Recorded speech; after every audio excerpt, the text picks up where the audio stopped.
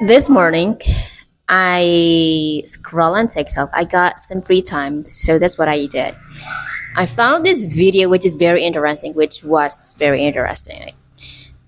And I bet he's a teacher and telling us about the video told us about some dilemmas. I checked it on Google how to pronounce the word dilemma, and then it was kind of hard actually because we rarely use the word in English. So there were some dilemmas that we find as a teacher. Well, approaching the end of the term, the semester, right? And that's about grading the students' paper. We got confused about how to score them, how much score we should give them. So there's this student that we think is diligent, pretty diligent, but then he or she is not really that good. He or she is not really that brilliant, but he is diligent, right? And there's the student who is really brilliant, but then he is not that diligent.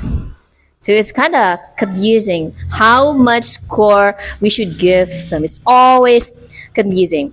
Yeah, it happens to me. So let's say whenever I have to give the student a score, I always think about whether whether he or she is diligent or not, and whether he is, well, let's say, active in the class, he or she gets engaged a lot in the class, things like that.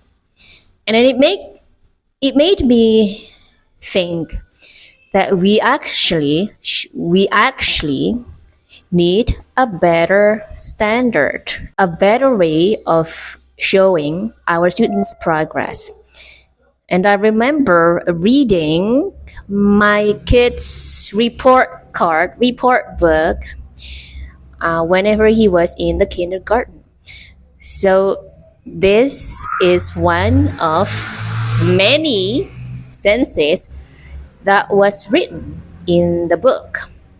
So this kid or your kid has been able to, let's say, count numbers from 1 until 10, but he is not able to blah blah blah blah blah blah yet. So it's not, they don't put it in a what is it called, a quantitative way. They put it in a qualitative way, and that is a better way of describing our students' progress, right? But then again, I thought, well, well, it works whenever we only have to handle less students, like 30 students. Then that will be a good way. That will be good for us. It will not cause any trouble for us, right? Here in Indonesia, I myself have to handle around how many students? Many students, maybe 100 students. I do it myself. The grading, the teaching, everything I have to do it myself.